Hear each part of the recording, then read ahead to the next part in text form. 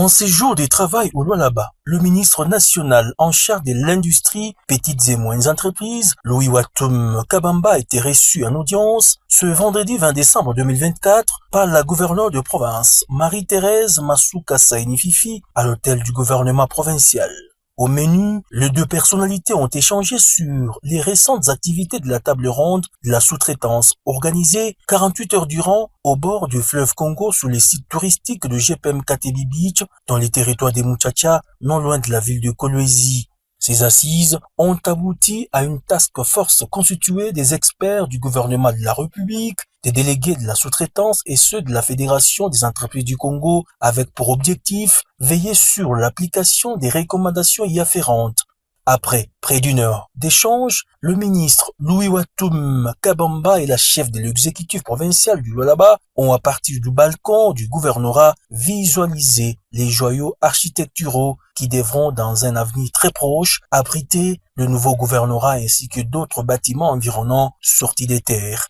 qui abriteront les services de l'État. C'est confiant à la presse, le patron de l'industrie en RDC a exprimé sa détermination à développer les tissus entrepreneuriaux dans toute la RDC à partir de provinces. D'où la raison de vouloir outiller les divisions provinciales de l'industrie petites et moyennes entreprises. C'était d'abord une visite de courtoisie, mais également pour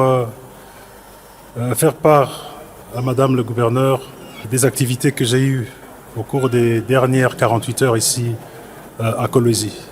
Encouragé par l'apport considérable de la gouverneure Masuka Saini Fifi dans son secteur au Lualaba, l'ingénieur Watum Kabamba a salué les réalisations d'une femme politiquement engagée à supporter l'effort de développement de la RDC avec un leadership exceptionnel qui donne corps à un temps record à la vision politique du président Tshisekedi Tshilombo, avant d'inviter d'autres dirigeants des provinces du pays à suivre l'exemple. J'ai trouvé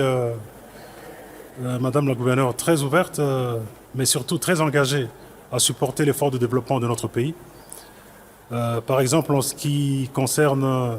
les conditions de travail des divisions provinciales, etc., elle est déjà très avancée, à plus de 60% déjà, d'un bâtiment qui va abriter en réalité toutes les divisions provinciales, initiative qu'elle avait déjà prise même avant que je ne vienne ici. Et de même, elle s'est engagée à supporter tous les efforts que nous ferons dans le sens de mettre en application les recommandations de cette table ronde qui a été faite. Et donc j'ai trouvé un grand esprit d'ouverture, de collaboration, de coopération que je salue. Et j'en profite pour la féliciter pour le leadership exemplaire qu'il est en train de témoigner en voyant toutes les œuvres que nous voyons au travers de la ville ici. Aujourd'hui, Kolwezi, on n'en parle plus comme on en parlait il y a 15 ans. Et quelque part, il faut reconnaître le leadership exceptionnel